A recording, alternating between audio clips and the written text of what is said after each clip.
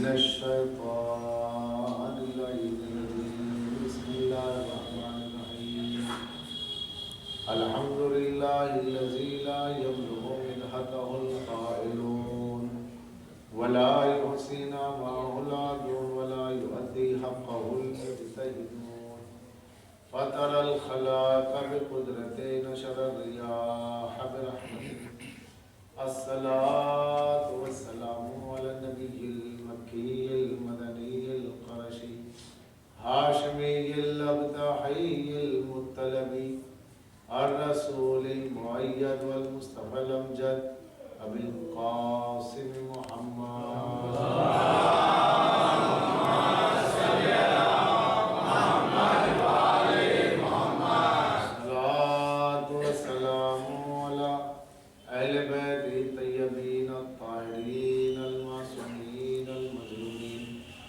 الذين عزم الله عنهم الرسال البيت ويطهرهم تطهيرا اللهم صل على محمد وآل محمد لعنة الله على دائما بفضائلهم وغاسل حقوقهم أجمعين من اللعن إلى قيام يوم الدين قال الله تعالى في القرآن بسم الله الرحمن الرحيم إن الدين عند الله الإسلام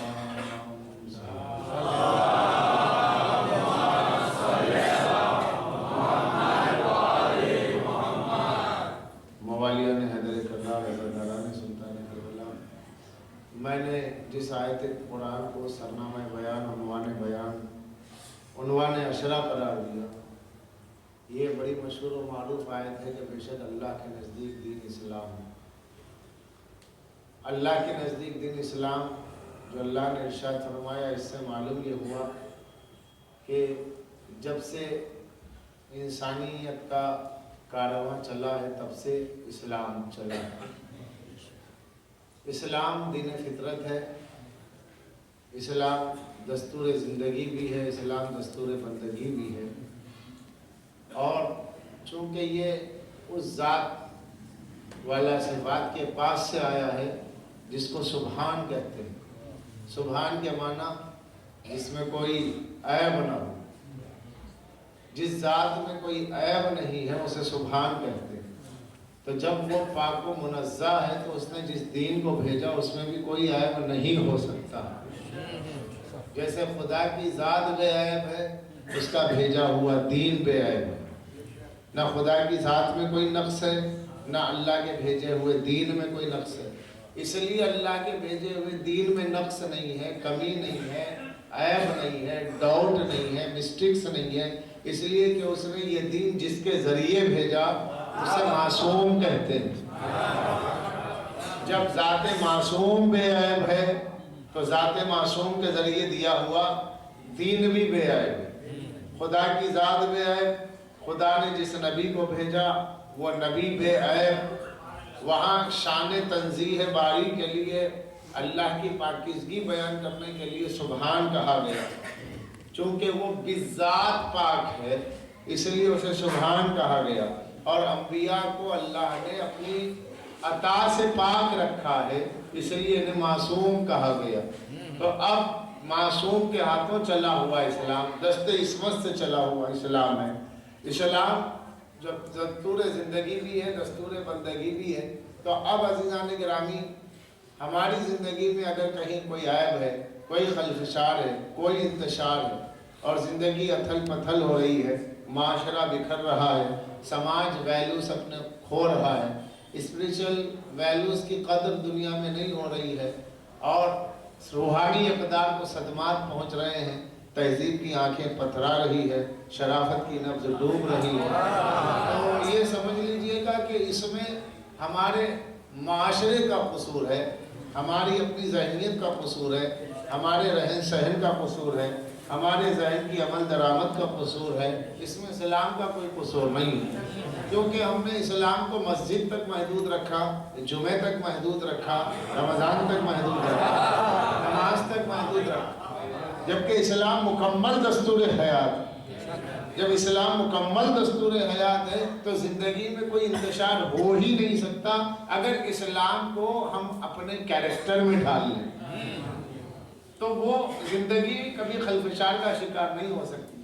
جو بھائی کو بھائی سے اختلاف ہے، رشتہ داری میں نا اتفاقی ہے، پڑوس سے پڑوس ناخوش ہے، بھائی سے بھائی ناخوش ہے، اور ایک معاشرے کا معاشرہ ذہنی طور پر انتشار کا شکار ہے، تو اس کی وجہ یہ ہے کہ ہم نے اسلام کا صرف نام سنا ہے، اسلام کی علامات سے واقف ہے، لیکن اسلامی تعلیمات کو ہم نے ابھی اپنے کردار میں اور اپنی بولتی ہوئی زندگی میں ڈھالا نہیں ہے۔ جس دن اسلام ہماری زندگی میں بولنے لگے گا، ہمارے بازار میں بولے گا، ہمارے بزنس میں اسلام بولنے لگے گا، ہمارے ایگریکلچر میں اسلام بولنے لگے گا، ہمارے کردار میں اسلام بولے گا، ہمارے گفتار میں اسلام بولے گا، ہماری رفتار زندگی میں اسلام دوڑے گا، تو یقین مانیے اس دن ہم پوری دنیا کے لیے سلامتی والے بن جائیں گے، کیونکہ مسلم سلامتی سے ہے اور اسلام سلامتی کا پیغام دیتا ہے۔ صلوات پڑھیں محمد علیہ۔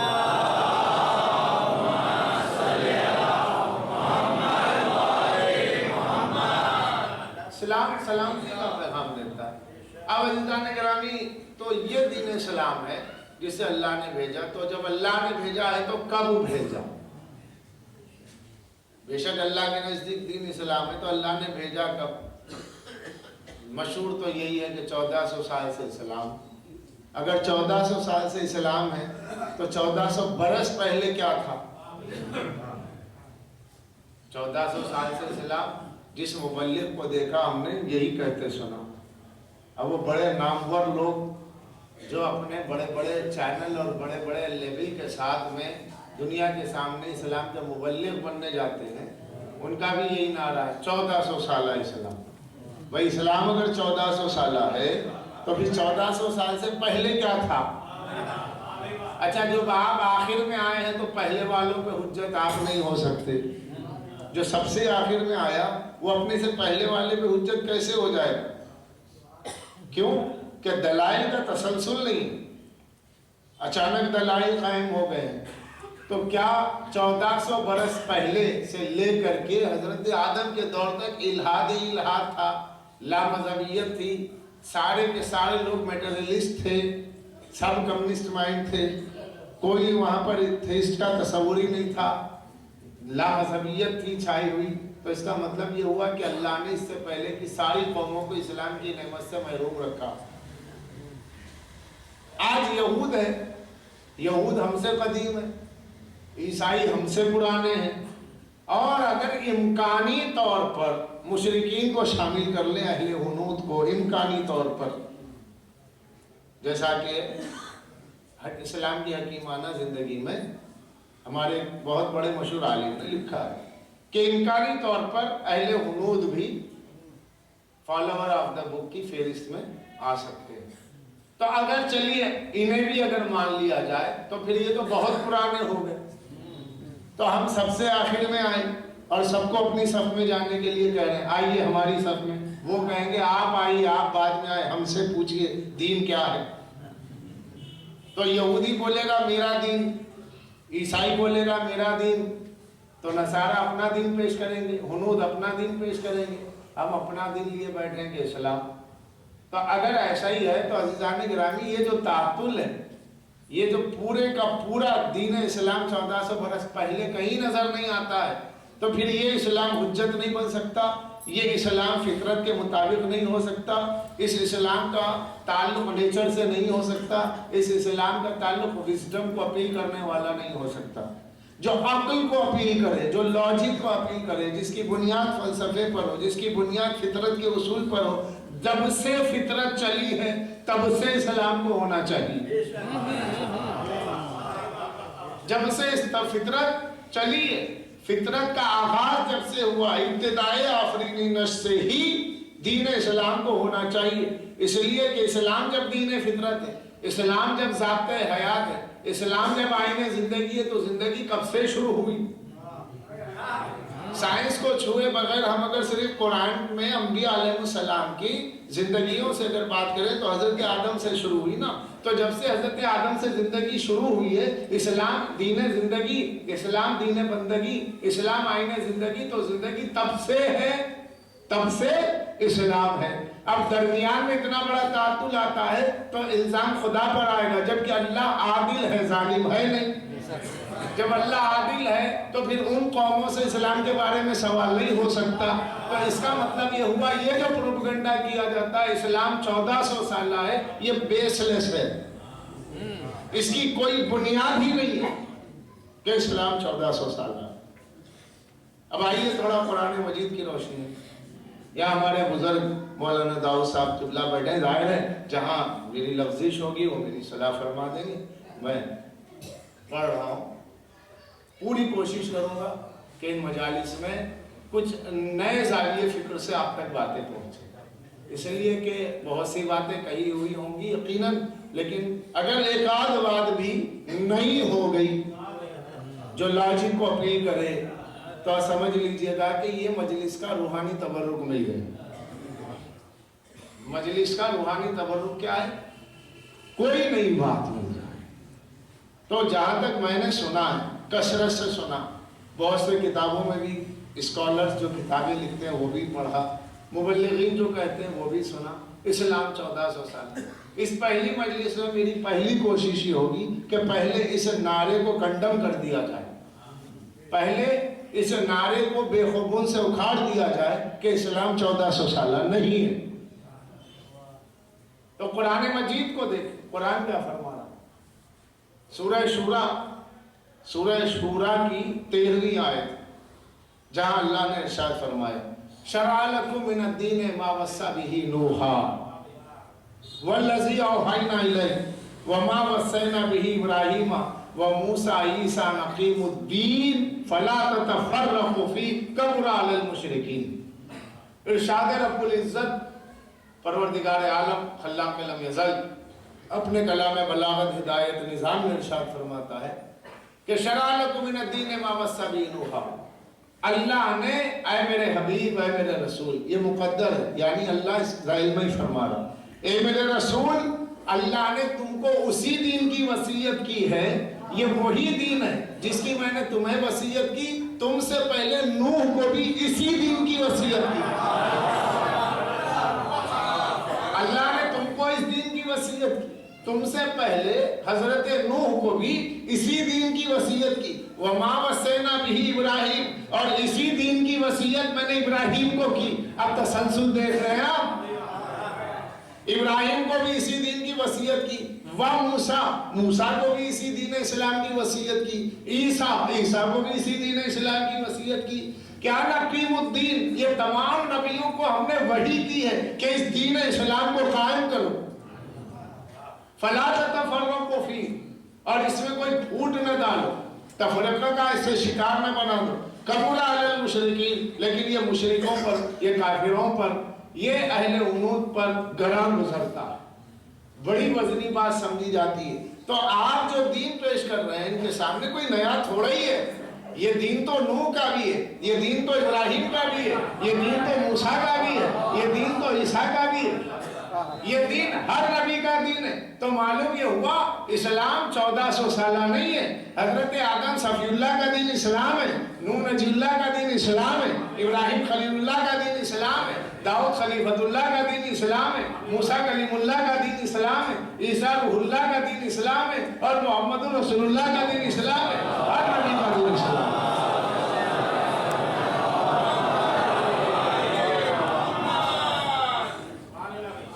ہر نبی، ہر رسول ایک ہی دین لایا ہے، الگ الگ نہیں.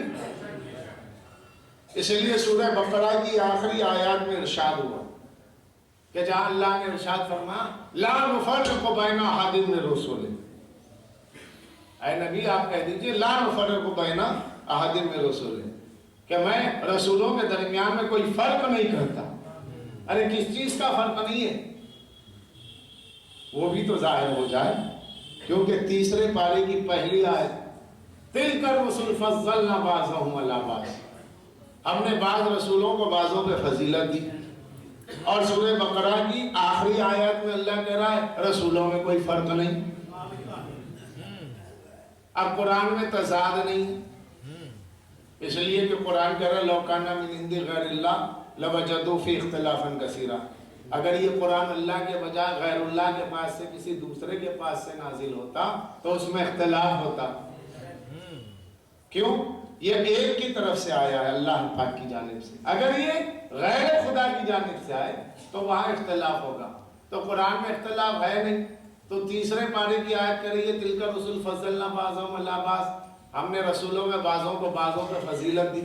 اور اسی سے سورہ کی بقرہ کی آخری آیات میں لا نفرق بین احد من رسله کہ ہم نے نبیوں میں کوئی فرق نہیں کیا، رسولوں میں کوئی فرق نہیں رکھا. تو وہاں کس بات کا فرق ہے کہ ایک نبی دوسرے نبی سے افضل، ایک رسول دوسرے نبی رسول سے افضل، اور یہاں فرق کیوں نہیں؟ وہاں فرق کس بات کا اور یہاں فرق کس بات کا نہیں ہے؟ تو اگر میں اسی بات کو لے کے چلوں تو مجلس تمام ہو جائے، لیکن مجھے تیزی سے آگے بڑھنا. جب مجمع سمجھنے والا ہے اور دو چار جملوں سے ماشاءاللہ سب کے سب سمجھنے والے، اس لیے کہ شیعت کا تعلق شعور سے ہے. شیعہ ہو اور شعور نہ ہو ناممکن ہے. شیعہ ہو اور شعور نہ ہو. تھوڑا سا آپ حضرات آگے بڑھ جائیں.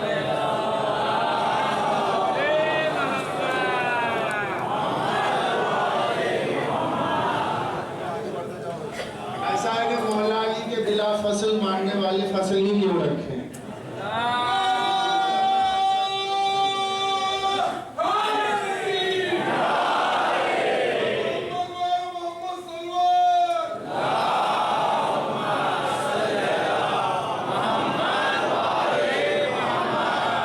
فیضان گرامی، ہر نبی کا دین اسلام، ہر رسول کا دین اسلام. اب قرآن کے تیسرے پارے کی پہلی آیت میں تو یہ ہے کہ تلک الرسل فضلنا بعضهم علی بعض کہ رسولوں میں بعضوں کو بعضوں پر فضیلت. اور آخری میں کیا؟ لا نفرق بین احد من رسل، رسولوں میں کوئی فرق نہیں. یہ دونوں میں فرق کیا ہے؟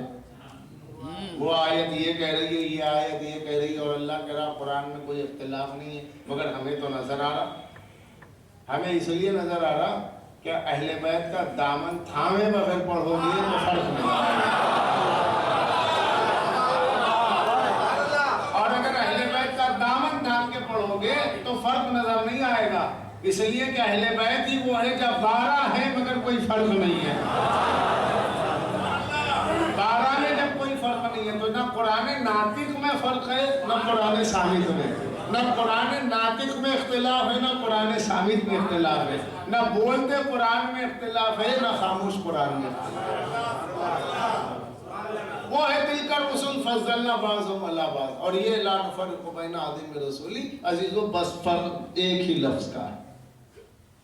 جہاں فرق نہیں ہے وہاں پیغام اور میسج اور دین کا ہے کہ میرے نبیوں نے جو بھی پیغام پہنچایا ان کے پیغام پہنچانے میں فرق نہیں ہے کہ ایک کا دین توحید اور دوسرے کا دین کچھ اور ہو. ہر نبی نے صرف توحید کو پہنچایا ہے تو توحید کے پہنچانے میں فرق نہیں ہے. باقی جو فرق ہے وہ فضیلت کا فرق ہے، درجے کا فرق ہے. اس لیے کہ نبی سے بڑا رسول ہوتا ہے. جب نبی سے بڑا رسول ہوتا ہے تو رسول جو ہیں اب ان رسولوں میں کوئی کلیم اللہ ہے، کوئی خلیفۃ اللہ ہے، کوئی روح اللہ ہے اور کوئی محمد الرسول اللہ ہے. تو یہ سید الانبیاء ہے. تو لہذا رسولوں میں درجات کا فرق ہے، پیغام کا فرق نہیں ہے.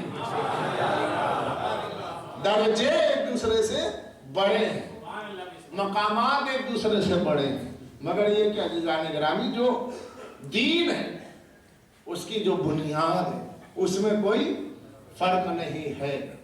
اب یہ فرق نہیں ہے اس اللہ نے ارشاد فرما دیا. اور پھر ساتھ میں یہ بھی فرما دیا کہ یاد رکھو ہم نے اس دین کو بھیجا ہے نوح کے ذریعے. اچھا آدم کا نام نہیں ہے، نوح کا کیوں؟ اس لیے کہ دنیا کی آبادی نوح سے چلی ہے تو نوح کو آدم ثانی دوسرے آدم کہتے ہیں. لہذا اللہ نے حضرت نوح کا ذکر فرمایا. ویسے حضرت آدم کا دین بھی اسلام. تب اللہ نے فرمایا کہ دیکھو چونکہ میں نے معصوم نبیوں کے ذریعے معصوم رسولوں کے ذریعے دین اسلام کو بھیجا اس لیے اس میں کوئی فرق نہیں ہے. اور فلا تتفرقوا فیہ، اور میں نے نبیوں کو وصیت کی ہے, رسولوں کو وصیت کی ہے کہ اس میں فرق نہ ڈال. تو ہمارے انبیاء تو اپنے وصیت پہ قائم رہے, انہوں نے فرق نہیں ڈالا, نہ پیغام کا فرق ہے نہ کوئی فرق دین کا ہے. سب کا فرق, سب سارا فرق درجات کا ہے, پیغام سب کا ایک ہے. جب پیغام سب کا ایک ہے تو عزیزان گرامی اللہ نے پہچان بتائی, پہچان دین خالص کی بتائی ہے. اب میں یہاں روک دیتا ہوں بیان کو, اور اس کے بعد میں آپ سے یہ عرض کرتا ہوں کہ رسول نے یہ بھی فرمایا کہ ستفترق امتی علی ثلاث و سبعین فرقہ کلہم فی النار الا واحدہ, میری امت میں 73 فرقے ہو جائیں گے, 72 جہنم میں, ایک جنت میں. آج جو اسلام ہمارے سامنے موجود ہے, اگر کوئی غیر مسلم اس کی اسٹڈی کرتا ہے تو جتنے فرقے ہیں اتنے اسلام. قرآن تو بے شک ایک ہے, اس کی تفسیریں 73 ہو گئی, رسول کی حدیث ایک ہے تو تشریحیں 73 ہو گئی. حدیث ایک ہے تو اس کی تشریحیں کئی ہیں, قرآن ایک ہے تو اس کی تفسیریں 73 ہیں. کیونکہ جتنے انٹرپریٹ تھے, شارحین تھے, مفسرین تھے, ان لوگوں نے اپنی اپنی رائے اور اپنی اپنی اوپینینز کو مذہب بنا دیا. اب نتیجہ یہ ہوا کہ جو روح تھی, جو ٹانک تھی, وہ بڑھ گئی, جو لیول تھا ایک رہ گیا. اور لیول سے علاج نہیں ہوتا ہے, ٹانک سے ہوتا ہے. اگر کسی جگہ سے آپ ٹانک لے لیں اور بوتل میں اندر سے ٹانک غائب ہو جائے اور لیول رہ جائے تو لیول سے علاج تھوڑا ہی ہوگا. اسلام دین فطرت ہے, اسلام دستور زندگی ہے, تو اپنی روح اور اپنی تعلیم کی وجہ سے جب تعلیم میں اختلاف ہو جائے تو پھر علاج کہاں سے ہو جائے. تو اب 73 ہیں. مجھے کسی جماعت پہ اٹیک نہیں کرنا, مجھے کسی فرقے کا نام نہیں لینا, مجھے کسی فرقے کو برا نہیں کہنا, نہ یہ ہمارا تہذیبی منبر ہے, نہ ہمیں اجازت منبر دیتا ہے, نہ ہمیں بزرگوں نے سکھایا ہے, اور ہمیں اہل بیت نے یہی سکھایا تم کیا ہو یہ پیش کر دو, مخالف خود بخود سب پہ آ جائے.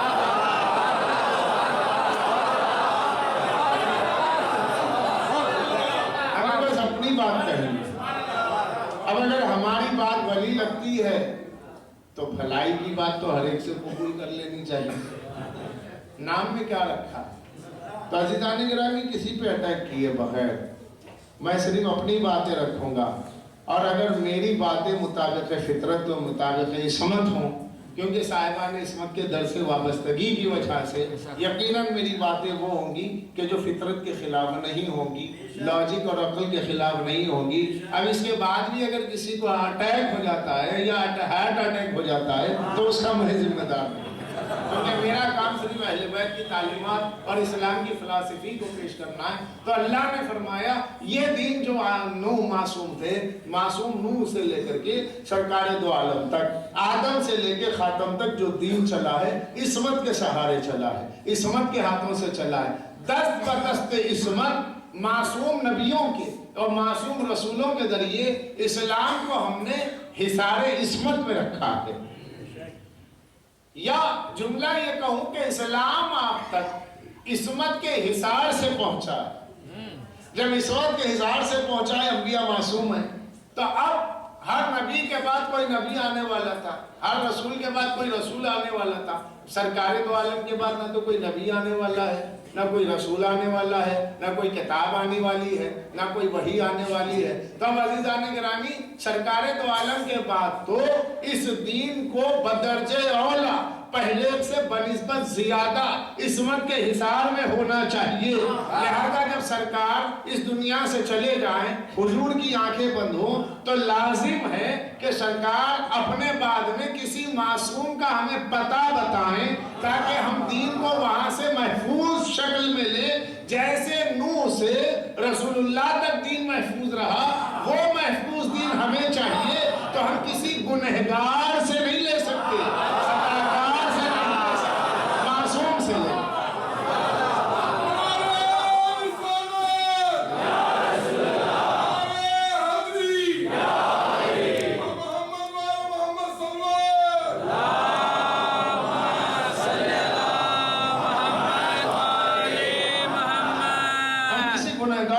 خطاکار سے نہیں لے سکتے, کیونکہ یہ دین عصمت کی امانت ہے.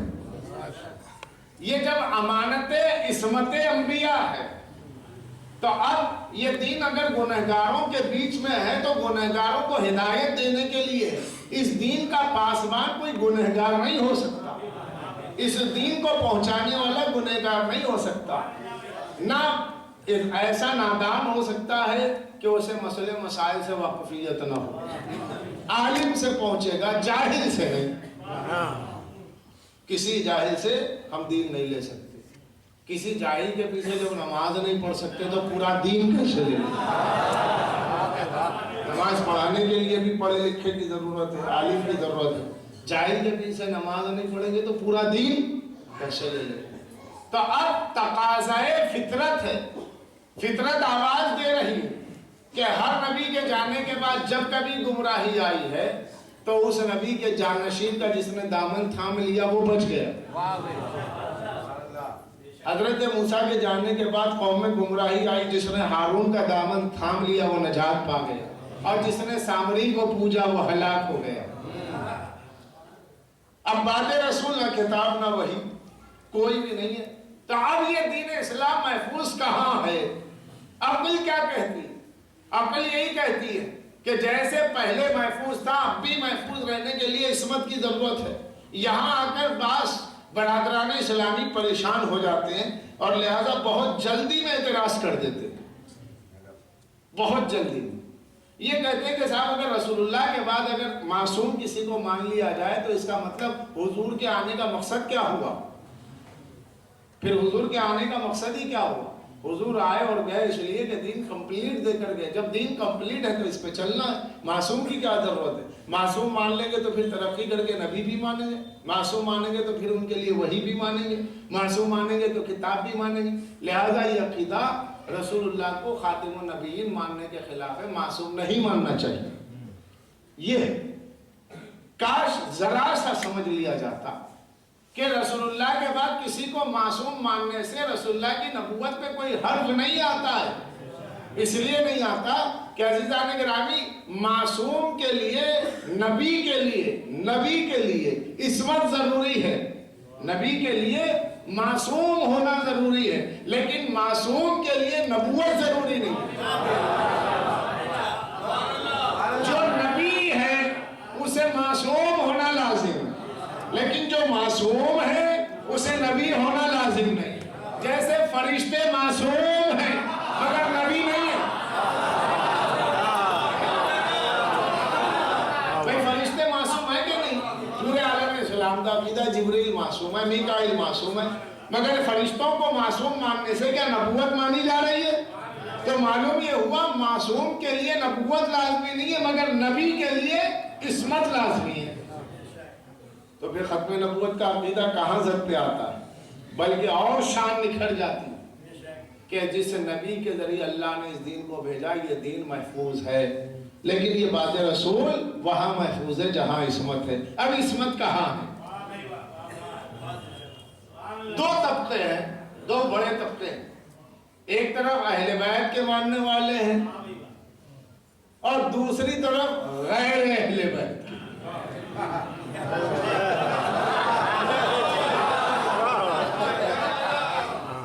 تو جو اہل بیت کے ماننے والے ہیں وہاں یہ عقیدہ ہے کہ عصمت ضروری، اور جو غیر اہل بیت کے ماننے والے ہیں ان کا یہ کہنا ہے کہ عصمت ضروری نہیں۔ عقل یہ کہتی ہے کہ جہاں عصمت ہے، عصمت ضمانت ہے، عصمت گارنٹی ہے کہ آپ جس دین پر باقی ہے یہ وہی دین ہے جو رسول اللہ نے دیا تھا۔ کیوں کہ عصمت کے ہاتھوں، یعنی اللہ نے معصوم کے ہاتھوں دین کو بھیجا اور معصوم کے ہاتھوں دین کو بچایا۔ جس معصوم کے ذریعے دین کو بھیجا اسے نبی کہتے، اور جس معصوم کے ذریعے دین کو بچایا اسے امام کہتے۔ جس معصوم کے ذریعے دین کو بھیجا اسلام کو وہ انبیاء ہیں، نبی ہیں، اور جس معصوم کے ذریعے دین کو بچایا اسے امام کہتے ہیں۔ تو اب دو باتیں ثابت ہیں، ایک یہ کہ رسول اللہ کے بعد یہ دین وہاں محفوظ رہے گا عقلاً جہاں عصمت ہوگی۔ اب عصمت ہے کہاں؟ اس کو پہچاننے کا کیا طریقہ ہے؟ ادھر کے بڑے طبقے نے کہہ دیا کہ رسول کے بعد کوئی معصوم نہیں، مگر ہم نے کہا اہل بیت معصوم، تو بھئی ہمارے اپنے گھر کی بات ہے، ہم دوسرے پہ کیسے حجت رکھیں گے؟ اب چاہیے کہ وہاں سے کوئی ایسی آواز ہو کہ قدرت جس کے قلم سے یہ لکھوا دے کہ پنجتن معصوم ہے۔ اگر ادھر سے دو بڑے رائٹر ایسے مل جائیں جنہوں نے اہل بیت کی حق میں یہ لکھا ہو کہ اہل بیت معصوم تھے اور معصوم ہیں، تو اس کا نتیجہ یہ نکلے گا کہ دین بھی وہی ہے جہاں اہل بیت ہیں، اور اسلام وہی ہے جہاں عصمت ہے، اور ان کے پاس یقیناً اسلام ہے کہ جو اہل عصمت کے وابستہ ہیں، جو معصوم سے وابستہ ہیں۔ تو میں صرف 2 حوالے آپ کو دوں گا، چونکہ ریکارڈ ہو رہا ہے ماشاءاللہ، ریکارڈ میں محفوظ رہے گا، اور جو میرا پیروریشن جو جس سبجیکٹ پہ میں بول رہا ہوں کہ ان الدین عند اللہ الاسلام، اللہ کے پاس دین اسلام ہے، میرے اپنے سبجیکٹ کی حد تک، میرے اپنے موضوع کی حد تک، بتصدق خاکے پائے حضرت قمبر غلام سرکار حیدر، یہ عرض کروں کہ اپنے سبجیکٹ کی حد تک جہاں آپ کو میں بیان کر رہا ہوں، اگر کسی کے بھی ذہن میں، میرے کمسین بھائی، ہمسین بھائی، میرے کسی بزرگ کے ذہن میں کوئی کنفیوژن، کوئی ڈاؤٹ ہو تو بعد مجلس میری قیامگاہ پر آئے، بہتر ہے کہ دن میں آئے، اور رات میں آئے تو ٹھیک ہے، ابھی مجلس کے بعد کچھ دیر بات ہوگی، مگر دن میں آئے تو تفصیلی بات ہو سکتی ہے، کیونکہ دن میں ہم خالی زیادہ ہوتے، وَجَعَلْنَا نَوْمَكُمْ سُبَاتًا، اللہ کہتا ہے رات سونے کے لیے بنائی، تو کتنے دن بات ہوگی، کتنی رات بات ہوگی، تو دن میں آئے، تو جس موضوع پہ میں بول رہا ہوں اس موضوع پر آپ کو گفتگو کا حق سوال محفوظ ہے۔ ہماری مجلسوں کو اکیڈمک ہونا چاہیے، اور اکیڈمک ہونے کے لیے اس کو سیمینار سسٹم بنانا چاہیے، اور سیمینار سسٹم کا مطلب یہ ہوتا ہے کہ سیمینار میں جب کوئی پروفیسر پیپر پڑھتا ہے تو اس کے پیپر پڑھنے کے بعد میں اس سے کوسچن ہوتا ہے، اس کا مطلب یہ ہوتا ہے کہ سننے والے جاگتے ہوئے سنے ہیں، سوتے ہوئے نہیں سنے، اور سوال انسان کی عظمت کو بتاتا ہے۔ میرا مولا فرماتے ہیں کہ سوال تمہارے عقل کی نمائندگی کرتا ہے، جیسا آدمی کا اسٹیٹس ہوگا ویسا اس کا کوسچن ہوگا۔ اب کچھ سوال کرنے والے ایسے بھی رہے کہ آج تک ان پہ ہنسی آتی ہے، یعنی کون سے جانور انڈے دیتے ہیں، کون سے بچے، لیکن بعض ایسے سوال کرنے والے بھی گزرے ہیں کہ ماشاءاللہ۔ تو سوالات، پہلی تو بات میں یہ عرض کروں کہ جس موضوع پہ میں بول رہا ہوں اس موضوع کی حد تک، اور اس سے ہٹ کے ہے تو مذہب اہل بیت اور غیر مذہب اہل بیت کے درمیان کوئی چبھتے ہوئے سلگتے ہوئے سوالات ہیں کہ جس کے جوابات آپ تک نہیں پہنچے ہیں، تو اس کے لیے میں حاضر ہوں، شاید میں آپ کی خدمت کروں، اور اس لیے بھی کہ مجلس کے بعد ذاکر سے اسی موضوع پہ سوال کرنے کا فائدہ یہ ہوتا ہے کہ اگر کوئی پوائنٹ مجھ سے رہ گیا ہے، چھوٹ گیا ہے، تو مجھے اس پر اسٹڈی کرنے کا موقع ملے گا کہ کوئی ایسا سوال ہے کہ بھئی اس کا جواب میرے پاس نہیں ہے، تو اب جواب کی تلاش شروع ہو جائے گی۔ تو اس طریقے سے عزیزان گرامی، یہ مجالس اعزاء یہ پوری کی پوری درس گاہیں ہیں، اور یہ ایسی درس گاہ ہے جس میں ہر کلاس کا آدمی ہوتا ہے، اور ہر کلاس کے آدمی کو لیکچر وہی دے سکتا ہے جس پر آقائے حیدر کی نظر کرم ہو، مولا حیدر کی نظر کرم ہو، ورنہ ناممکن ہے۔ تو عزیزان گرامی، یہ اللہ نے ارشاد فرمایا کہ میرے پاس دین اسلام ہے، میرے نزدیک دین اسلام، تو جو اللہ کے نزدیک دین اسلام ہے وہی دین ہے جسے معصوم نبی لے کر آئے، اور جب تمام انبیاء معصوم تھے دین کے پہنچانے والے، تو آج یہ دین جو 73 فرقوں میں بٹا ہوا ہے، تو یاد رکھیے مسلمان بٹا مسلمان ہے، اسلام نہیں بٹا۔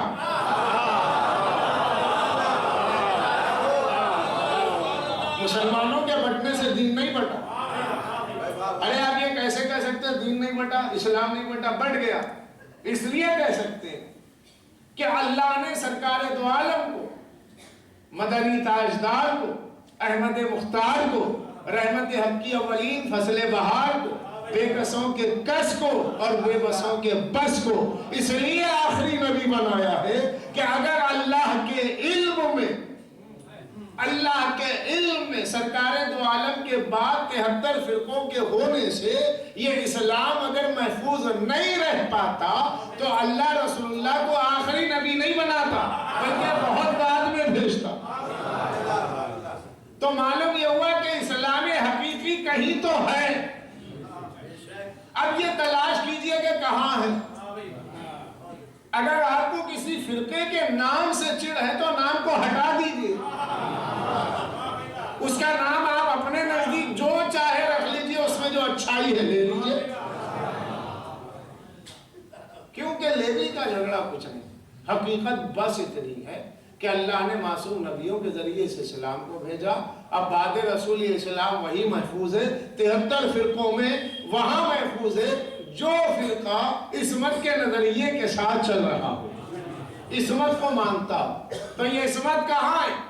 اگر عصمت کے ماننے سے خاتم النبیین کے عقیدے پہ نظر زد پر آ جاتا ہے، عقیدہ خاتم النبیین، ختم نبوت کا عقیدہ، تو فرشتوں کے معصوم ہونے سے زد پر آتا۔ چونکہ ہم فرشتوں کو معصوم مانتے ہیں، معلوم یہ ہوا معصوم ہونے کے لیے نبی ہونا ضروری نہیں، نبی ہونے کے لیے معصوم ہونا ہے، مگر یہ دین اسلام محفوظ ہے تو وہاں محفوظ ہے جہاں بعد رسول عصمت کا نظریہ ہے۔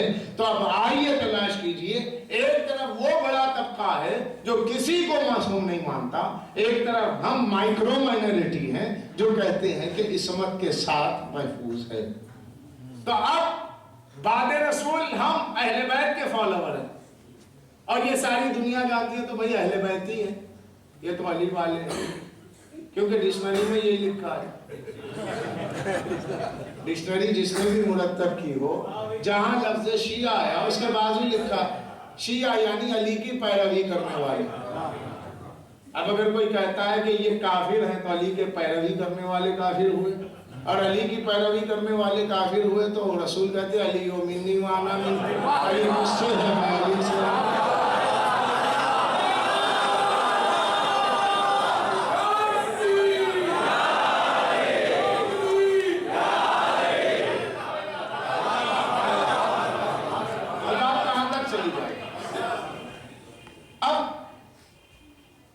بس اتنا دیکھنا ہے کہ بڑے بڑے علماء اسلام نے کیا بعد رسول اس نظریے کے قائم کرنے کے بعد کہ رسول کے بعد کوئی معصوم نہیں ہے، اہل بیت کے لیے کیا کہا، اہل بیت کے خلاف کیا کہا، اس پہ نہیں جانا، وہ جس نے بھی کہا وہ جانے اس کی قبر۔ موافقت میں کیا کہا یہ دیکھنا، ہمیں اختلافی باتیں نہیں پڑھنا، ہمیں اتحادی باتیں پڑھنا۔ اب کمال یہ ہے کہ اتحاد ہے اور اتحاد ہو بھی سکتا ہے، اتحاد انہی چیزوں پہ تو ہوگا جو چیزیں کامن ہوگی۔ پنجتن کامن ہے، اہل بیت کو ماننا کامن ہے، مولا علی کو ماننا کامن ہے، تو جس چیز پہ اتحاد نہیں ہو سکتا وہ کیا ہے؟ جس پہ نہ ہو سکا اس پہ نہیں ہو سکے گا، جس پہ ہو سکتا ہے اسے اپنا لیجئے۔ تو اہل بیت کے بارے میں ہمارے وہ مکتب مخالف کے بڑے بڑے علماء نے اپنی جو کتابوں میں لکھا وہ کتابیں اس وقت اویلیبل ہیں، پرنٹڈ ہیں، آؤٹ آف پرنٹ نہیں جو میں حوالہ دے رہا ہوں۔ اگر آؤٹ آف پرنٹ دوں گا تو پھر اس جگہ کا حوالہ دوں گا جہاں وہ مینسکرپٹ رکھا ہوا ہے، قلمی نسخہ رکھا ہوا ہے۔ حضرت شاہ عبدالعزیز محدث دہلوی بہت بڑے عالم، تحفہ اثنا عشریہ جنہوں نے لکھی، ان کی کتاب فتاوی عزیزیہ، ہندوستان میں سب سے پہلے مذہب امامیہ کے خلاف جو کتاب لکھی وہ انہی بزرگ نے لکھی، جس کے 40 جوابات دے کر کے علماء نے بھرپور خدمت کی ہے، ایک کتاب کے 40 جواب۔ تو ان بزرگ نے، یہ بڑے مفتی، بڑے محدث تھے، بہت بڑے پائے کے عالم دین اور خاندان علماء سے بہت بڑے عالم، اس میں کوئی شک نہیں۔ تو انہوں نے فتوے بھی دی ہیں، فتووں پہ مشتمل ایک کتاب، ان سے سوال ہوا حضرت یہ بتائیے کیا رسول اللہ کے بعد بھی کوئی معصوم ہے؟ کیا حضور کے بعد کسی کو معصوم سمجھا جا سکتا ہے؟ کیا حضور کے بعد کسی کو معصوم کہا جا سکتا ہے؟ تو انہوں نے کہا کسی کو نہیں، رسول اللہ کے بعد کوئی معصوم نہیں ہے، اگر ہے تو بس نبی کے بعد علی ہے، حسن ہے، حسین ہے، فاطمہ ہے۔ کیا بتائیں کہ یہ جو پنجتن کا حلقہ ہے رسول نے اپنی چادر میں لے کے جسے پہچنوایا وہی معصوم ہے۔ اب یہ بات میں نہیں کہہ رہا ہوں، کون کہہ رہے ہیں؟ حضرت شاہ عبدالعزیز مودودی سے دہلوی اپنا فتوے میں فرماتے ہیں، اور کتاب میں میرے پاس موجود ہے کہ وہ فرماتے ہیں کہ یہ معصوم ہے۔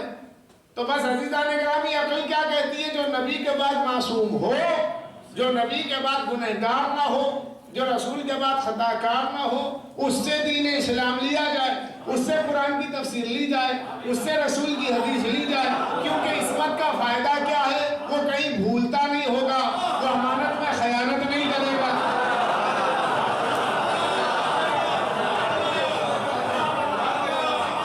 وہ بھولے گا نہیں، وہ امانت میں خیانت نہیں کرے گا، نہ وہ کمی کر کے پہنچائے گا، نہ اس میں اضافہ کرے گا۔ جہاں اضافہ ہو جائے وہ بھی گناہ ہے، جہاں کم کیا جائے وہ بھی گناہ ہے۔ اس کی اذا وہی ہوگی جو رسول نے پہنچائی، اس کی نماز وہی ہوگی جو رسول نے پہنچائی۔ یہ ہے معصوم۔ اب اگر ان سے دین اسلام لیا جائے تو وہ دین اسلام وہ ہے جو سرکار دو عالم تک مکمل وٹنسز کے ساتھ ہمیں ملتا ہے۔ کیوں کہ رسول اللہ کی پوری آئینی زندگی کا، پوری اسلامی زندگی جو سرکار دو عالم کی مکمل حیات ہی اسلام ہے، مکمل زندگی ہی شریعت ہے۔ اس کا وٹنس کون ہے؟ مولا علی ہے، حسنین کریمین، نیرین قمرین ہے، یہ ذوات قدسیہ ہے، سید عالمیہ ہے۔ تو یہ بتائیں گے کہ دین کیا ہے، اسلام کیا۔ اب یہ آپ کہیں گے کہ یہ تو عصمت کا نظریہ ہوا، کہیں کیا رسول اللہ نے بھی یہ فرمایا ہے کہ میرے بعد ان کی پیروی کرو؟ تو حدیث ثقلین نے آواز دی، انی تارکم فیکم الثقلین۔ پوری حدیث تو مجھے پڑھنے کی ضرورت ہی نہیں ہے، مجموعہ خود جانتا۔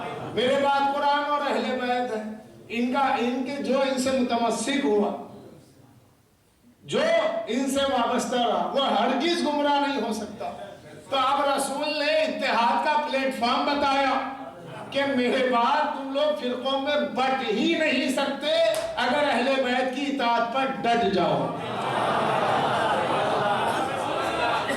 اگر اہل بیت کی اطاعت پر، اہل بیت کی محبت پر یہ امت ڈٹ گئی تو بٹے گی نہیں۔ تو آج جو بٹی ہوئی ہے تو کہاں سے کٹی ہے وہ دیکھیں۔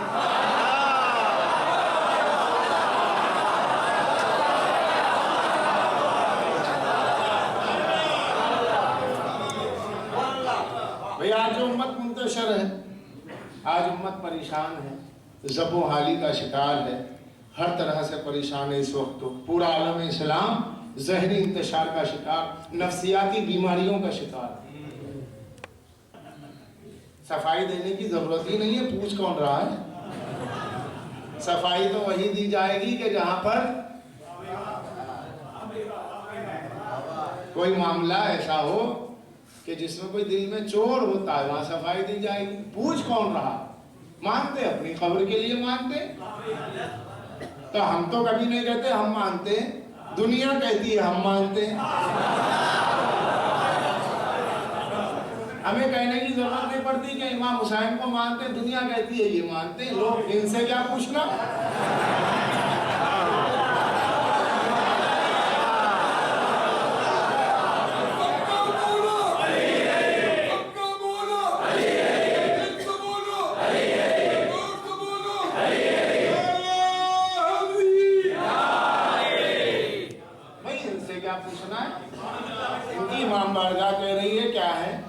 تعزیہ بول رہا ہے کیا ہے، فرش عزا بول رہا ہے کہ حسین والے، سیاہ لباس بول رہا ہے کہ علی والے۔ ان کے نعرے بولتے ہیں، ان کی زبان بولتی ہے، ان کی آنکھ کے آنسو بولتے ہیں، ان کے سینے کا داغ ماتم بولتا ہے، ان کی پریشانی کے کما کا نشان بولتا ہے کہ یہ کس کو چاہتا ہے۔ تو یہاں تو پوچھنے کی ضرورت نہیں۔ اس لیے ہم کہتے بھی نہیں، لوگ پوچھتے بھی نہیں۔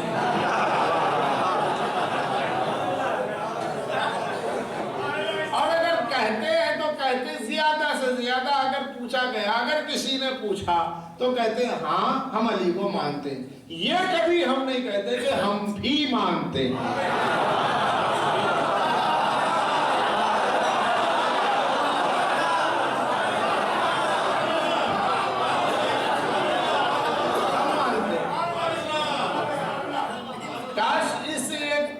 چھوٹے سے لفظ کو کوئی سمجھ لے تو سمجھ لیجئے گا وہ پوری تقریر ہو گئی۔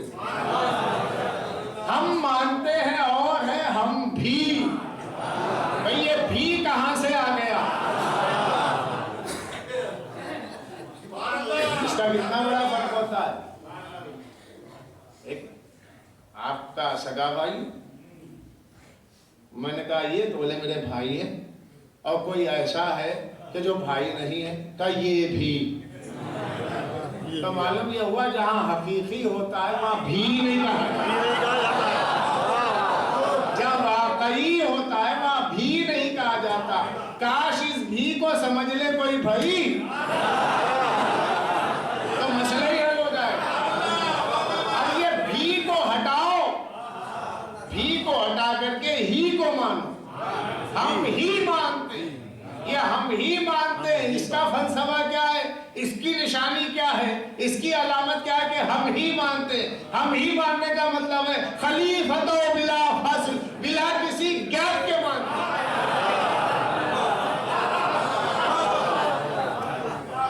اور جہاں کسی فاصلے سے مانا، کنارے سے مانا، کسی گیپ کے ساتھ مانا، وہاں بھی۔ اور جہاں راست مانا، خدا کے بعد نبی ہے، نبی کے بعد علی، یہ ہے ڈائریکٹ۔ تو اب اسلام کہاں محفوظ؟ وہاں جہاں عصمت۔ عصمت کہاں؟ اہل بیت کے پاس۔ یہ عصمت کا فائدہ کیا کہ یہاں کوئی اختلاف نہیں، یہاں کوئی رائے نہیں، اہل بیت کے مذہب میں ظن نہیں، اہل بیت کے مذہب میں شک نہیں ہے، اہل بیت کے مذہب میں رائے نہیں ہے۔ یہاں جو کہا جاتا ہے قول معصوم سے کہا جاتا ہے۔ اگر کوئی اپنی رائے سے کہتا ہے تو اس کی رائے ہم پہ حجت نہیں ہوتی۔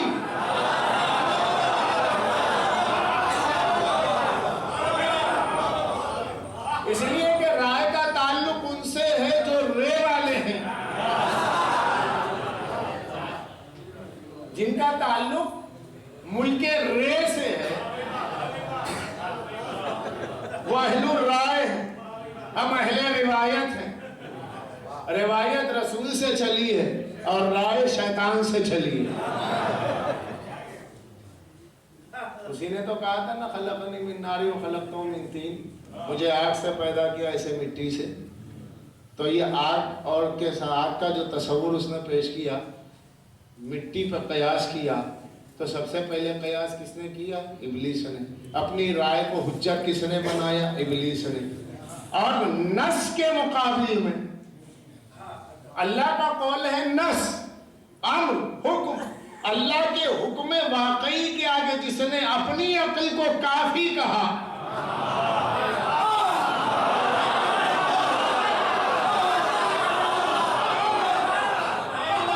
جو واقعی حکم ہو بے شک و شبہ، اللہ کے واضح حکم کے آگے جس نے اپنی عقل کو کافی کہہ کر اعتراض کیا، اللہ نے اسے بزم ملکوت سے نکال کے بتا دیا کہ لاکھ مسلح پہ بیٹھا رہے، کروڑوں برس سجدہ کرے، اگر میرے حکم کے آگے، میرے حکم کے آگے میرے معصوم نبی کی عزت نہیں کرے گا تو میں تجھے بزم سے اٹھا دوں گا۔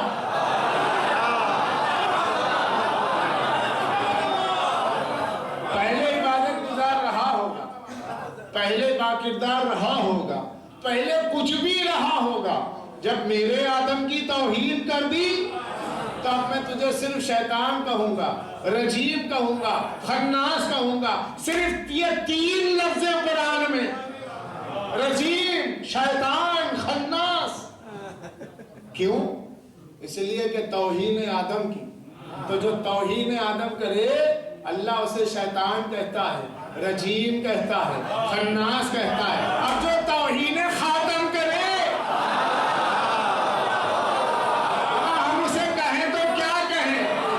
صلوات پڑھ دے محمد.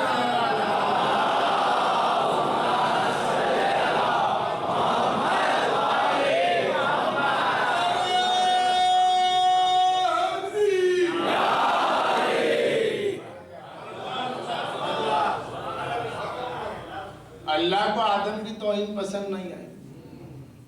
اللہ نے کہا اپنے علم کو لے آیا ہے، کافی کافی کافی، میری عقل کافی، میرا قیاس کافی، میری رائے کافی، اپنی برتری جتا رہا ہے.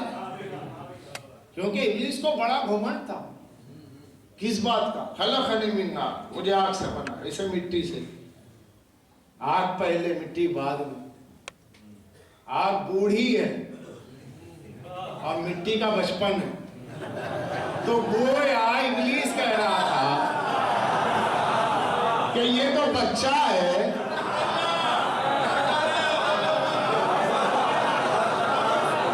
تو ابلیس ہے نا.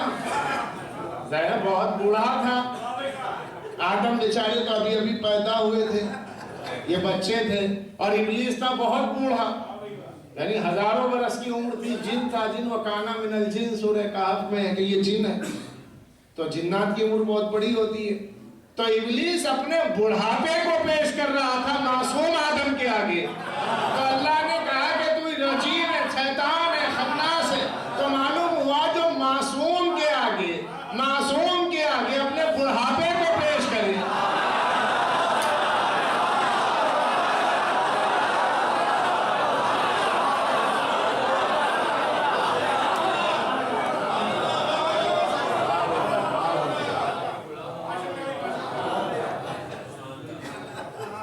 کسی پہ کوئی بات تو نہیں ہو گئی؟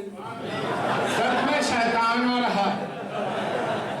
اب شیطان کا تو کوئی فیور کرنے کا سوال ہی نہیں. مسلمان اور شیطان کا فیور ہو ہی نہیں سکتا، کیونکہ شیطان اب کوئی احترام نہیں ہے. فرشتوں کی صحبت میں رہا، برسا برس رہا، ہزارہ برس رہا، سجدے کی. فرشتوں کی صحبت میں رہا، جبریل کی صحبت میں رہا، مگر یہ کہ سدھرا نہیں. شیطان تھا، شیطان ہی رہا.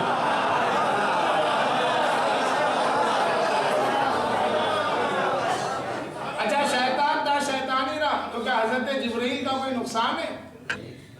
جبریل کے بازو بیٹھتا ہے، میکائیل کے بازو بیٹھتا ہے، فرشتوں کے ساتھ رہتا ہے، فرشتوں کے ساتھ کھاتا ہے، فرشتوں کے ساتھ لیٹتا ہے.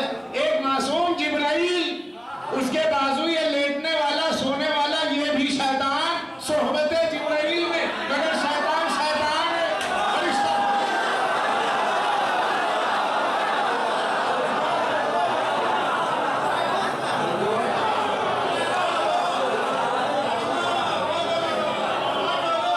صلوات پڑھ دے محمد و آلہ.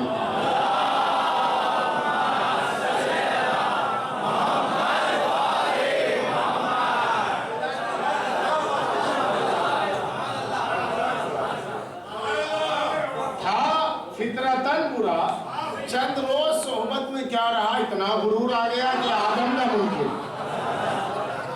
آدم کی عظمت کا منکر، آدم کی عصمت کا منکر، آدم کے علم کا منکر. کہیں کا پڑھا لکھا تھا نہیں، مگر آدم کے علم پہ اعتراض کر رہا تھا اور اپنے بڑھاپے کی دہائی دے رہا تھا. میں پہلے پیدا ہوا، میں آگ سے پیدا ہوا، یہ مٹی سے. خلقنی من نار وخلقتہ من طین. یہ تین کیا ہے؟ یہ ہے تو یہ نون، کچی مٹی. جب کچی مٹی ہو تو اسے تین کہتے ہیں، اور جب خالص مٹی ہو تو اسے تراب کہتے ہیں.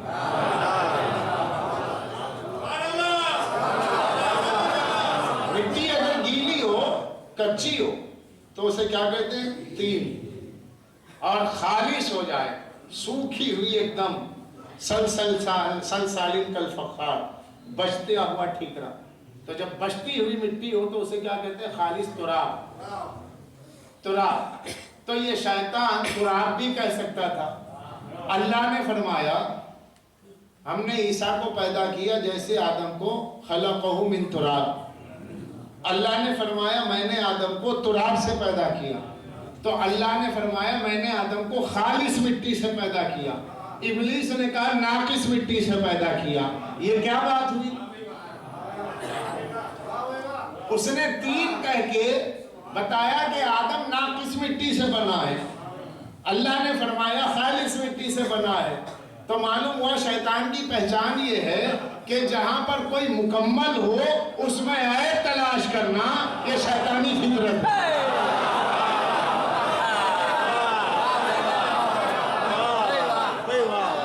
ایک درس ملتا ہے نا، درس یہی ملا کہ شیطان عیب جوئی کرتا ہے۔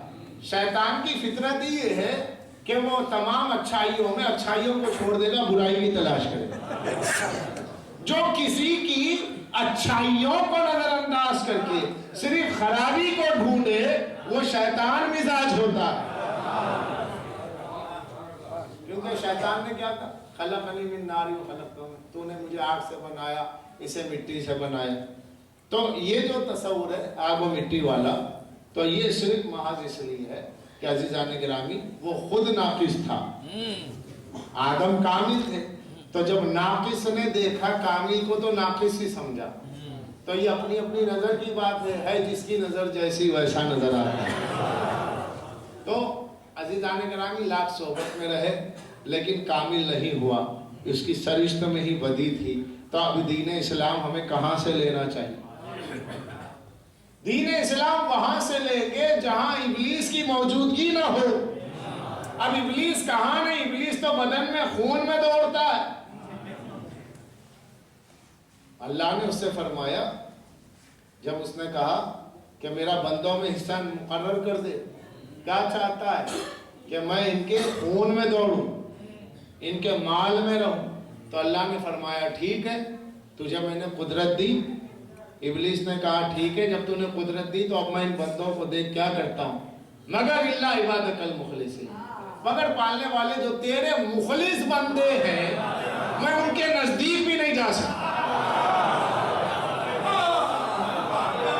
جو تیرا مخلص بندہ ہوگا میں اسے چھو نہیں سکتا، اور جو تیرا مخلص بندہ نہیں ہے تو میں اس پہ اکثر آتا جاتا رہوں گا، کبھی اس کے وجود میں فون میں تحلیل بن کے دوڑ جاؤں گا۔ اب بعد رسول دین اسلام کہاں ہے حقیقی، کس سے لیں؟ اس کا فیصلہ اس سے ہوگا جہاں ابلیس نہ جائے وہاں سے لیں گے۔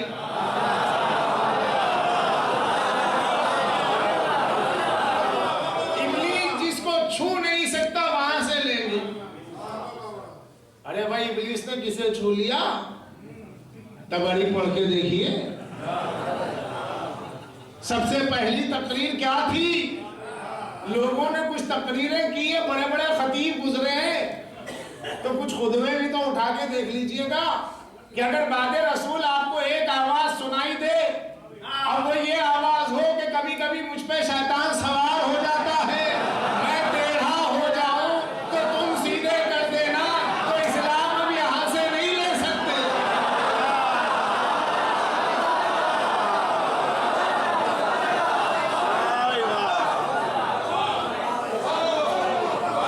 اب وہاں سے اسلام نہیں لے سکتے، مجبوری ہے ہماری، کیونکہ ہمیں خالص اسلام چاہیے۔ خالص اسلام کے لیے مخلص بندہ چاہیے، اور مخلص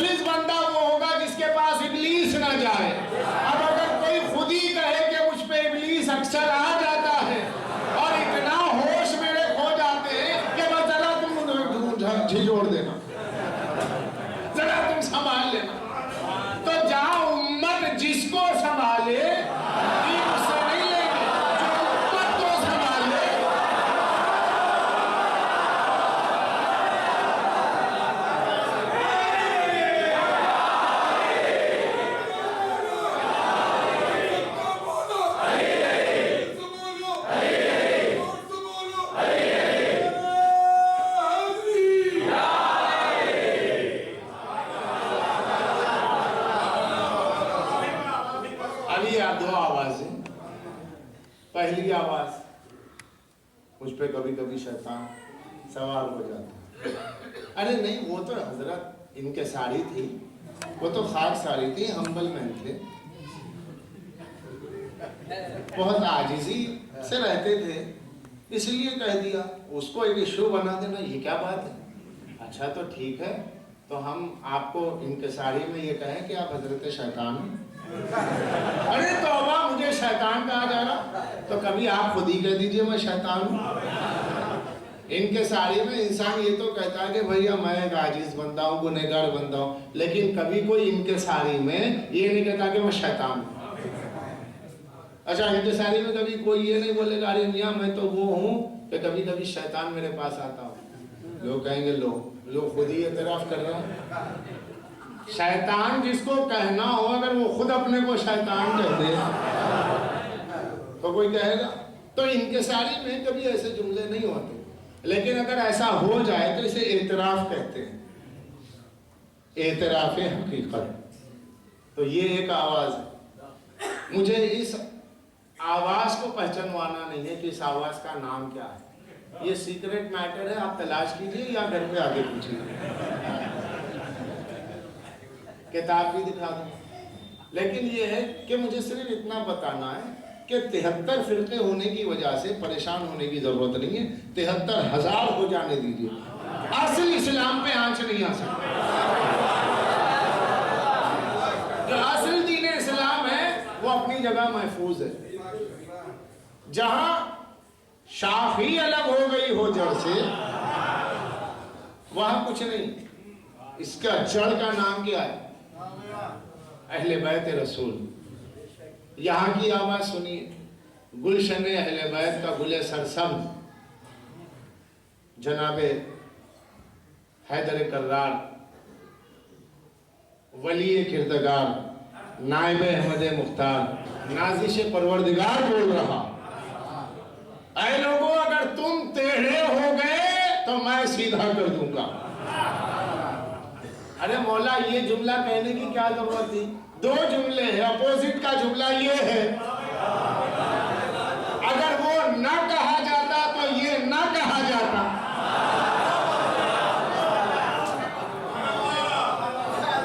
तो मौला ने फरमाया अगर तुम टेढ़े हो गए तो मैं सीधा कर दूंगा। मैं उन लोगों में नहीं हूं कि जिसे तुम सीधा कर दो। जिसे तुम सीधा कर दोगे वो यहां बैठेगा, मैं तुम्हें सीधा करने वाला हूं, मैं यहां बैठूंगा। नहीं समझे आप? बादे रसूल मौला कहां बैठे?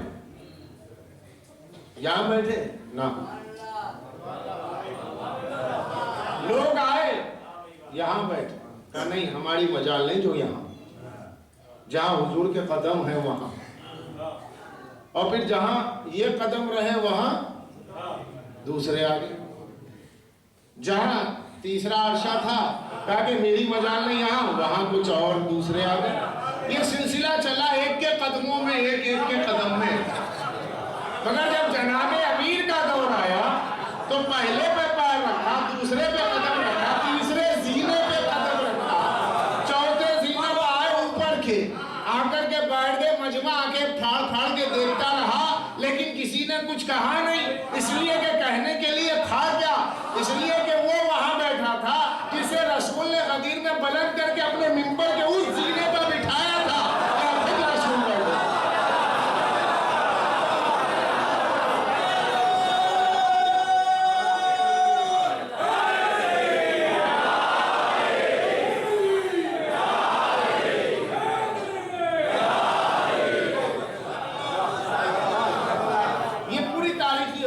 सीरत अलविया मौजूद है, मार्केट में 16 जिल्दें आ गई हैं, उर्दू ट्रांसलेशन आ गया, आप देख लीजिए।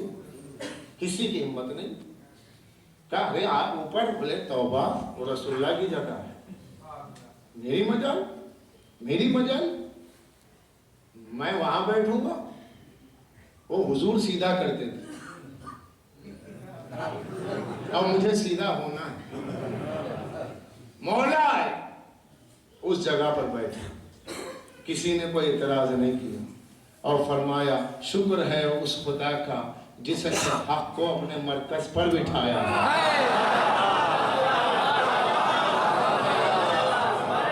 شکر ہے اس خدا کا جس نے حق کو اس کے مرکز پر جگہ دی ہے. پبلک کا شکریہ ادا نہیں کیا کہ تم نے بنایا. جو لوگوں کا بٹھایا ہوتا ہے وہ لوگوں کا شکریہ ادا کرے. جو رب کا بٹھایا ہوتا ہے رب کا شکریہ ادا کرے.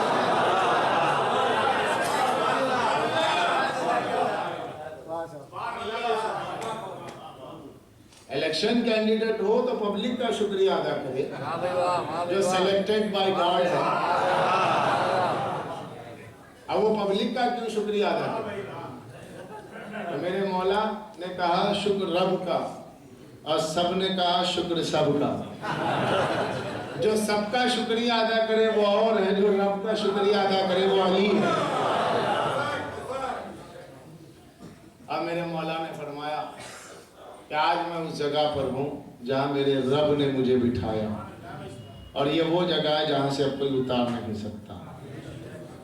نہ ماننا اور ہے, اتارنے کے لیے کوئی مسئلہ تو لانا چاہیے کہ علی آپ جواب نہیں دے سکتے اترو. بھائی منبر سے اتارنے کے لیے سوال چاہیے. کوئی سوال لائیے ایسا کہ جس کا جواب نہ دے سکے علی تو اتر جائیں.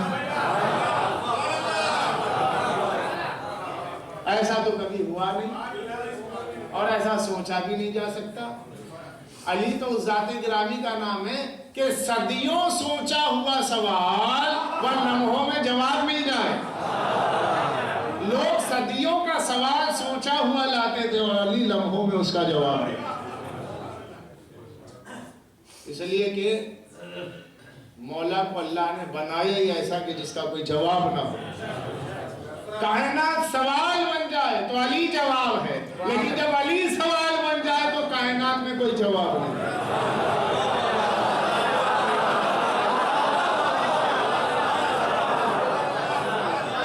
جب علی سوال بن جائے تو کائنات میں جواب نہیں ہے. علی سوال تو بنے, سلو نہیں, پوچھو.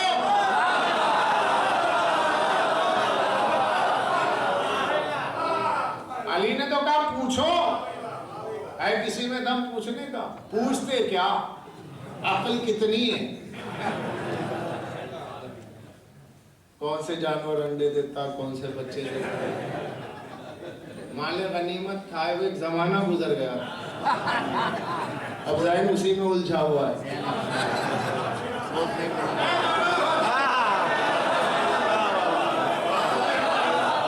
میرے مولا علم کی خیرات بانٹ رہے, بتا رہے تھے کہ جو مال تمہیں ملتا ہے وہ تو زوال ہو جاتا ہے, لیکن جو میں دینا چاہتا ہوں یہ لازوال علم کی دولت لے لو.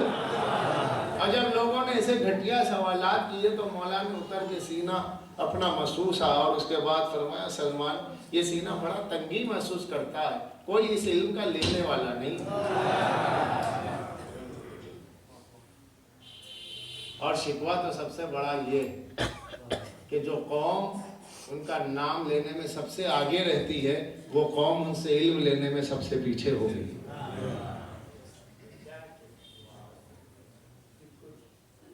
کبھی کبھی سناٹے بھی بولنے لگتے ہیں, کبھی کبھی خاموشیاں بھی بولنے لگتی ہیں. یہ علی کے علم کا مرثیہ ہے کہ جناب امیر کا شیعہ ہو اور علم سے دوری ہو جائے. جناب امیر کا شیعہ ہو, پاور آف نالج کا اسے علم نہ ہو, اسے پتہ نہ ہو کہ علم کیسی دولت ہے. تو ہمارا جو ائمہ سے رشتہ ہے وہ کس چیز کا؟ محبت کا ہے. اور اس محبت کا لازمہ کیا ہے؟ ایک ہے ذکر کرنا اور ایک ہے اطاعت.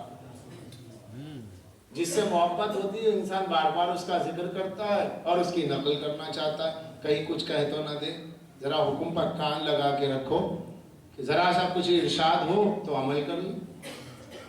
کبھی کبھی مزاج جب محبت سے مبدل و عشق ہو جاتا ہے, عشق میں بدل جاتا ہے تو کہنے کی ضرورت نہیں ہوتی. محبوب کے مزاج سے اتنا واقف ہو جاتا ہے کہ اب کہنے کی ضرورت نہیں رہتی. کوئی میرا اتنا چاہنے والا ہے کہ بس چہرہ دیکھا اور پانی لے آئے جناب پانی. میں نے کہا میاں میں نے کہا تو نہیں تھا, پیاس تو لگ رہی تھی مگر کہا تو نہیں تھا.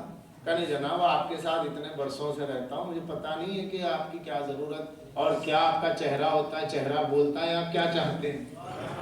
تو کبھی کبھی مزاج عشق کی حدود میں آتا ہے تو وہاں حکم کی بھی ضرورت نہیں رہتی, چہرے کا رنگ کہہ دیتا ہے کیا چاہیے اور کیا نہیں چاہیے. اور یہاں اہل بیت حکم پر حکم دیتے رہے کہ ماں باپ کی عزت کرو, پڑوسی کو ستاؤ مت, حرام کا مال کھاؤ مت. عزیزان گرامی, اخلاقیات کا درس اہل بیت دیتے رہیں اور اس کے بعد اگر ہمارے کان میں آواز سنائی نہ دے تو پھر ہم یہ نہیں کہہ سکتے کہ ہم چاہتے ہیں. کیوں؟ منزل اطاعت میں جو پیچھے ہے وہ کہیں نہیں. عشق کی منزل حکم کی پابند نہیں ہوتی, محبت کی منزل میں اطاعت لازمی ہے, اگر اطاعت نہ ہو تو کچھ بھی نہیں. ابلیس کے 1000 سالہ عبادت پر پانی اس وقت پھر گیا جب اس نے اطاعت نہیں کی. وہ محبت نہیں تھی, وہ صرف اس کی عبادت تھی. وہ عبادت ایک ورزش بن کر رہ گئی, کثرت بن کر رہ گئی, کیونکہ جس عبادت میں محبت شامل نہ ہو وہ ابلیسی عبادت ہے, اور جس عبادت میں محبت شامل ہو وہ بندگی ہے. اے بھائی دکان مجھے کھولنا ہے, فوراً جا کر کے کام بہت ہے, پارٹی ہے, میٹنگ کرنی ہے, جھٹپٹ 8 کھاٹ کی 2 رکعت نماز پڑھا, انا اتنا قل اللہ. ارے کیا بات ہے, نہیں مجھے جلدی جانا تھا یار, تیزی سے پڑھ لی. تو یہ کیا ہے؟ یہ فرض کا بوجھ ہے. پڑھنا ہے, نہیں پڑھیں گے تو مار پڑے گی. تو یہ خوف والی عبادت ہے. لیکن کبھی کبھی ایک ایسی عبادت بھی ہوتی ہے کہ صرف 2 رکعت فجر ہی پڑھ رہا ہے, جب مغربین کے 3 ہی رکعت پڑھ رہا ہے, لیکن عالم یہ ہے کہ لگتا یہ ہے کہ جیسے عشاء میں پڑھ چکا. اتنی طویل کیوں؟ اب اس میں رقت بھی ہے, آنسو بھی ہے, جذبہ بھی ہے. سوچ رہا ہے کہ جلدی کیا ہے, میرا پروردگار اس کی بارگاہ میں جب کسی بڑے آدمی کے پاس اپوائنٹمنٹ ہوتا ہے تو انسان چاہتا ہے کچھ دیر اور بیٹھے, اور جو خالق کائنات ہے اس کی بارگاہ میں بیٹھا ہے اور جانے کی جلدی ہو تو بڑا بدنصیب ہوگا.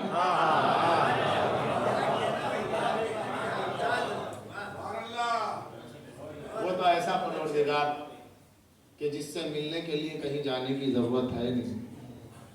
ادھر آواز بلند ہوئی اذان کی, وہ خود بلا رہا ہے, حی علی الصلاۃ, آؤ. مگر کہیں جانا ہے تو کارڈ چاہیے. اب وہاں بیٹھنا ہے, اس سے ملنا ہے, اس کی تڑپ دل میں لانا ہے تو محبت اہل بیت چاہیے. یعنی اللہ کے قرب میں داخل ہونے کا جو انٹری کارڈ ہے وہ ہے محبت اہل بیت. اگر یہ ہے تو سمجھیے کہ آپ رب کی عبادت میں ہیں, ورنہ فرض ہے اور کچھ بھی نہیں. جو عبادت محبت اہل بیت کے ساتھ کی جائے گی وہاں گارنٹی ہے کہ قبول ہے. اس لیے اگر آپ مسجد سے نکل رہے ہیں, کوئی کہے کہ آپ کو یقین ہے نماز قبول, یقیناً قبول. ارے آپ کیسے کہہ رہے ہیں؟ اس لیے کہ محبت اہل بیت دل میں, انہی کے بتائے ہوئے طریقے پہ پڑھ رہے ہیں, انہی کی دی ہوئی نماز پڑھ رہے ہیں, انہی کی بچائی ہوئی نماز پڑھ رہے ہیں, اور انہی کی خاک شفا پہ پڑھ رہے ہیں. اب ہماری قبول نہیں ہوگی تو کس کی؟ اب اللہ اگر ہم سے راضی نہ ہوگا تو کس سے ہوگا؟ جس سے اللہ راضی ہو اس کے لیے ضروری ہے کہ اس کے دل میں محبت اہل بیت ہے. تو یہ اطاعت والا اسلام, یہ محبت والا اسلام, یہ جو اطاعت والا اسلام ہے عزیزو, یہ پھولوں کی کیاری سے نہیں آیا, یہ سرخ قالینوں سے نہیں آیا, یہ درباروں سے نہیں آیا. یہ جو دین آپ تک پہنچا یہ زندانوں سے آیا, یہ دار سے آیا, یہ خون کے دریا سے ہو کر کے آیا. یہ جو دین اسلام آپ تک پہنچا,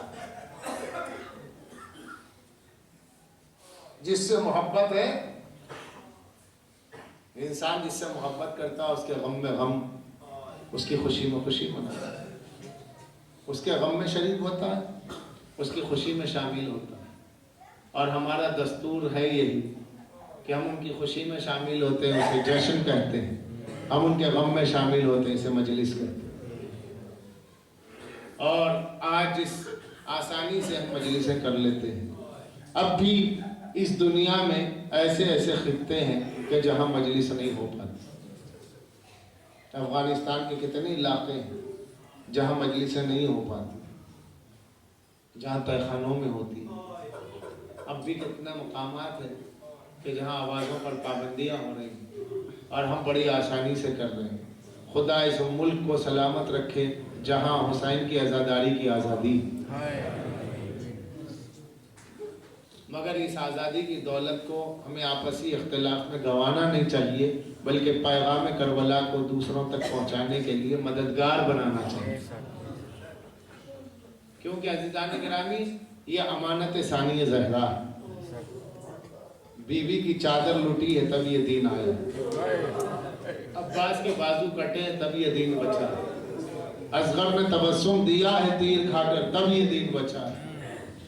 تو یہ دین اسلام بڑی مشکلات اور مصائب سے آپ تک پہنچا. ارے لوگوں نے کیا محبت رسول سے کی کہ جس رسول کا کلمہ پڑھا اس نواسے کو شہید کر دیا، اس کے کنبے کو لوٹ لیا، اس کے بچوں کو پرسہ نہ دیا. آج تو آپ کی آنکھیں بھیگتی ہیں، آج تو آپ کے رومال بھیگتے ہیں، لیکن عزیزوں آپ اولاد نہیں ہو، آپ چاہنے والے ہو. جنہیں رونے کا حق تھا وہ اولاد تھی، ان کی اولاد کو رونے نہیں دیا گیا. اگر آنسو نکل گئے تو کوئی پوچھنے والا نہیں، اس لیے کہ ہاتھ پسے گردن سے بندھے ہیں تو آنسو کیسے روکے ہیں، آنسو کیسے پوچھے. محبت کیا ہوتی ہے میں آپ کو بتاؤں. بس ایک واقعہ سناؤ اور مجلس، یہ واقعہ ہی مجلس ہے. مصائب یہی واقعہ سمجھ لیجیے کہ بعد رسول، بعد پیغمبر اسلام، حضور کی ایک سواری تھی جس کا نام تھا قصوہ، اونٹ جس پہ حضور سوار ہوتے تھے، تشریف چلتے کہیں جاتے. وہ اونٹ حضور کے دنیا سے جانے کے بعد، پردہ فرمانے کے بعد کئی دن بعد اونٹ بھوکا پیاسا رہا اور مر گیا. جب حضور کی سواری دنیا سے چلے گئی مدینے میں تو اصحاب رسول نے کہا کیا کریں. کہا کیا مطلب؟ نہیں ہے حضور کی سواری ہے، عام جانور تو ہے نہیں، اب اسے ایسے ہی لے جا کے کسی گڑھے میں ڈال دیں یا پھر اسے قبر بنائیں، کیا کریں. تو بہت سے جانثار اصحاب کھڑے ہو گئے، کہا نہیں یہ عام سواری نہیں ہے، اس سے حضور پاک کا جسم مسوا ہے. جس سے معصوم کا جسم مسو وہ ایسی سواری نہیں ہے کہ اسے سڑا دیا جائے، اسے کسی گھڑ پہ ڈال دیا جائے، بلکہ اس کی قبر بنانی ہوگی. ایک صحابی اٹھے، انہوں نے کہا جب قبر ہی بنانی ہے تو اس اونٹ کو ایسے نہ دفن کرو، اس کے لیے کپڑا منگاؤ، کپڑے میں لپیٹ دو تاکہ وہ کفن بن جائے. اللہ اللہ یہ مدینہ ہے، یہاں رسول کی سواری کو کفن بھی دیا جا رہا ہے، یہاں رسول کی سواری کو دفن بھی دیا جا رہا ہے. مدینہ ہے، رسول اللہ کی سواری کو کفن دیا گیا، حضور کی اونٹ کو دفن کیا گیا اور قبر بھی بن گئی. اصحاب رونے لگے. جو اصحاب نے آگے سمجھایا کہ چلو اٹھو بھی، کہا کہ میاں کیا اٹھے، وہ سواری جس کو دیکھنے سے رسول یاد آتے تھے اب نگاہوں میں وہ بھی نہ رہی. اصحاب قبر پہ بیٹھ کر کے، جانور کی قبر پہ بیٹھ کے رو رہے تھے کہ ہائے نبی کی سواری چلے گئی. میں کہوں اے اصحاب رسول، ارے وہ مدینہ ہے جہاں رسول کی سواری کو تم نے دفن کیا، یہ مدینہ ہے. ارے آؤ ذرا کربلا میں دیکھو، یا رسول کے دوش کا سوار پشت فرس سے زمین پہ آتے آتے آواز دے رہا ہے، لیکن کوئی مددگار نہیں ہے، کوئی ہاتھ کا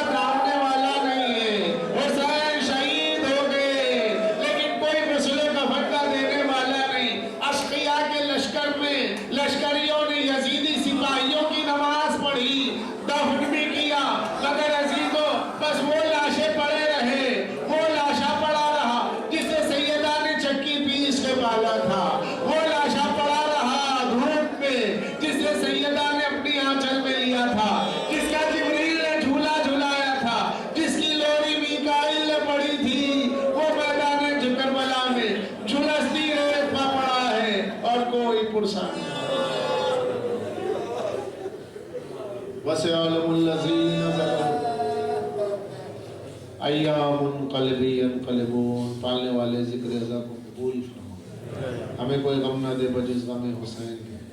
جب تک زندہ ہے تیری توحید خالص پر، سرکار دو عالم کے ختم نبوت کے عقیدے پر، ائمہ طاہرین کی محبت و امامت کے عقیدے پر زندہ رکھ. میدان قیامت میں نبی و آل نبی کی شفاعت نصیب فرما. پالنے والے جو بے روزگار ہے روزگاری عنایت کر. جو بیمار ہے بیمار کربلا کے صدقے میں صحت دے. پالنے والے پوری ملت جعفریہ کو ولائے علی اور عزائے حسین پر متحد فرما دے. پالنے والے جتنے قافلے زیارت اربعین پہ کربلا جانے والے اور شام جانے والے تمام قافلوں کی حفاظت فرما. دہشت گردوں سے حفاظت فرما. ہمارے ائمہ کے مزارات کی حفاظت فرما. پالنے والے ظہور امام میں تاجیل فرما. ہمیں ان کے ناصروں میں شمار.